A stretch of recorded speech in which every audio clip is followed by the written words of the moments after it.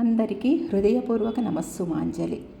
మా ఛానల్ని అమ్మవారి ఆశీస్సులతో ప్రారంభిస్తున్న మొదటి రోజు అష్టాదశ పీఠాలు ఎలా ఏర్పడ్డాయో ఒక చిన్న కథ రూపంలో మరియు ఆ పీఠాలున్న ప్రదేశాలని ఒక శ్లోక రూపంలో మా చిన్నారి చెబుతుంది. విని ఆ చిన్నారిని ఆశీర్వదించండి. నమస్కారం, నా పేరు అమృత. నేను ఈరోజు అష్టాదశ పీఠాల గురించి చెప్పబోతున్నాను. అసలు అష్టాదశ పీఠాలు ఎలా ఏర్పడ్డాయంటే, పార్వతీదేవి తండ్రి అయిన దక్షుడు యాగం చేసినప్పుడు పార్వతీదేవిని పిలవలేదు. అప్పుడు పార్వతీదేవి తన తండ్రి పిలవకుండానే అక్కడికి వెళ్ళింది. అది చూసి తన తండ్రి తనని అవమానించాడు. అది తట్టుకోలేక పార్వతీదేవి ఆ యజ్ఞగుండంలోకి దూకేసింది.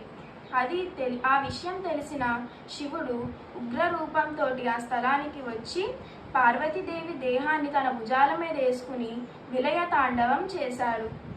ఆ ఉగ్రరూపాన్ని తగ్గించడానికి విష్ణుమూర్తి తన చక్ర ప్రయోగం చేసినప్పుడు పార్వతీదేవి దేహం 18 ముక్కలుగా ఖండించబడింది. ఆ 18 ముక్కలు 18 స్థలాలలో పడ్డాయి. దానినే మనం 18 అష్టాదశ పీఠాలుగా అంటాము. ఇప్పుడు నేను దాని శ్లోకం కింద చెప్తున్నాను.